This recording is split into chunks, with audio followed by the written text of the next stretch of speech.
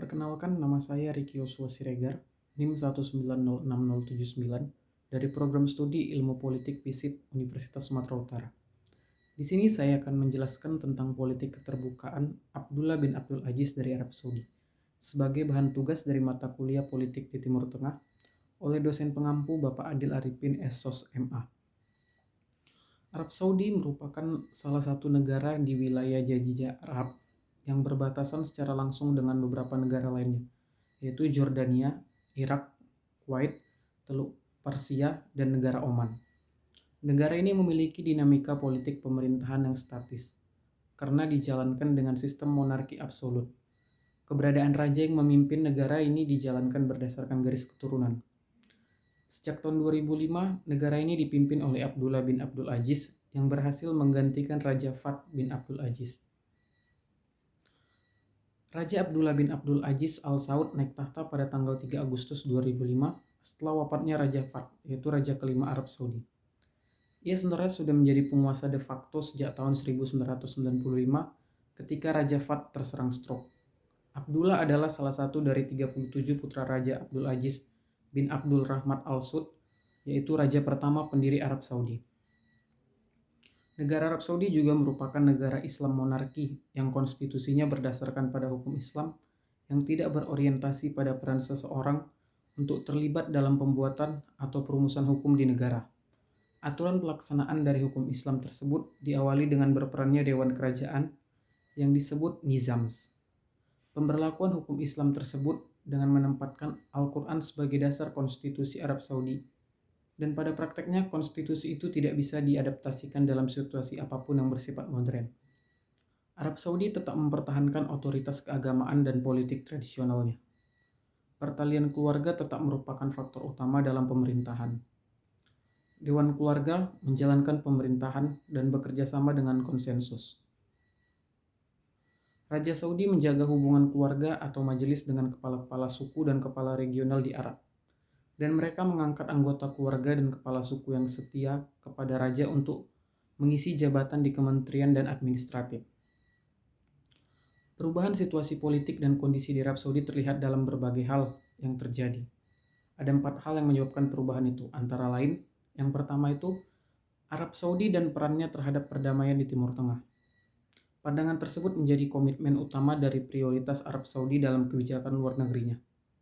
Oleh sebab itu, Arab Saudi menganggap Zionisme merupakan salah satu ancaman yang hebat terhadap pandangan hidup kaum muslimin selain daripada komunisme.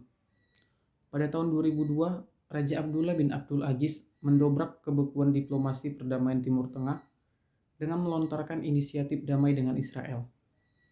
Inisiatif ini kemudian diadopsi oleh Forum KTT Arab di Beirut pada tahun 2002 sebagai inisiatif damai Arab. Yang kedua, perihal penyelenggaraan pemilihan umum untuk memilih Dewan Kota. Di Arab Saudi tidak ada partai politik yang bertindak sebagai oposisi. Dalam kinerjanya, Raja dibantu oleh Dewan Menteri yang mengawasi lembaga-lembaga eksekutif, legislatif, dan juga yudikatif, yang disebut dengan Dewan Syura. Namun pada tanggal 13 Februari tahun 2003, Arab Saudi telah mengumumkan akan menyelenggarakan pemilihan umum yang diadakan untuk pertama kalinya, yaitu pada tahun 2005, untuk memilih anggota-anggota yang akan duduk di Dewan Pemerintahan Kota. Selanjutnya yang ketiga itu tentang dibentuknya Komisi Perlindungan Hak Asasi Manusia. Pada bulan Mei 2005 telah disetujui pembentukan Komite Hak Asasi Manusia non-pemerintah dan menegaskan bahwa komite itu bersifat independen dan pemerintah akan berusaha membantu agar komite tersebut bersifat independen dan mandiri. Yang terakhir yaitu yang keempat, tentang peran wanita di Arab Saudi dan penyusunan kembali Komisi Ulama Senior. Kaum wanita di Arab Saudi yang selama ini mendapat pembatasan sedemikian rupa di dalam berbagai bidang, seperti dalam urusan perjalanan, pengobatan, kepemilikan, kawin dan cerai, bahkan hingga saat ini dilarang mengemudikan kendaraan. Jabatan-jabatan penting juga di Arab Saudi di berbagai bidang hanya bisa dijabat oleh kaum pria. Tetapi Raja Abdullah merombak sejumlah jabatan dalam pemerintahan. Raja Abdullah telah menyusun kembali Komisi Ulama Senior yang meliputi 21 anggota dari semua cabang Islam Sunni. Raja Abdullah juga mengganti Gubernur Bank Sentral Ahmad Saud al-Syari dengan deputinya yaitu Muhammad al-Jaser, dan mengangkat Menteri Kehakiman dan Menteri Informasi baru, serta Kepala baru Dewan Penasihat Syura. Perubahan besar susunan pemerintahan ini yang pertama sejak Raja Abdullah menduduki singgasana pada Agustus 2005. Yang mendorong terjadinya reformasi atau perubahan di Arab Saudi di bawah kepemimpinan Raja Abdullah bin Abdul Aziz adalah karena terjadinya delegitimasi kepemimpinan. Hal ini dibuktikan dengan meningkatnya tingkat kekecewaan rakyat Arab Saudi terhadap pemerintah, yang ditunjukkan dalam bentuk aksi demonstrasi kepada pemerintah, yaitu misalnya hingga aksi bom bunuh diri yang mengancam keamanan warga asing, dan yang penting mengancam keamanan dan teror bagi warga negara Arab Saudi sendiri.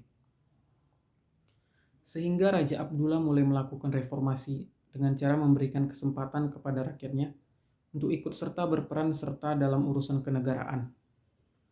Meskipun peran rakyat belum besar, namun langkah ini dirasa jitu untuk mempertahankan legitimasi dari rejim Raja Abdullah bin Abdul Aziz. Raja Abdullah tampaknya ingin memberikan pesan kepada masyarakat internasional dan rakyatnya bahwa Arab Saudi memiliki komitmen untuk melaksanakan pembaruan dan perubahan, atau lebih yang dikenal dengan reformasi.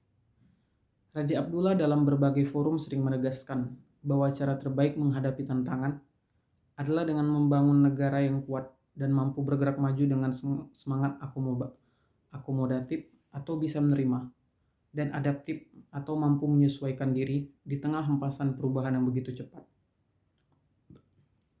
Akhir-akhir ini Raja Abdullah juga melakukan kunjungan ke berbagai negara untuk mengadakan usaha-usaha perdamaian dan dialog antar agama. Hal ini membuktikan bahwa negara Arab Saudi di bawah kekuasaan Raja Abdullah lebih membuka diri dalam politik global dan mampu untuk menjadi pelopor gerakan perdamaian dunia. Demikianlah yang dapat saya sampaikan mengenai politik keterbukaan Abdullah bin Abdul Aziz dari Arab Saudi. Semoga apa yang saya sampaikan ini dapat bermanfaat dan menambah ilmu bagi semua orang. Terima kasih.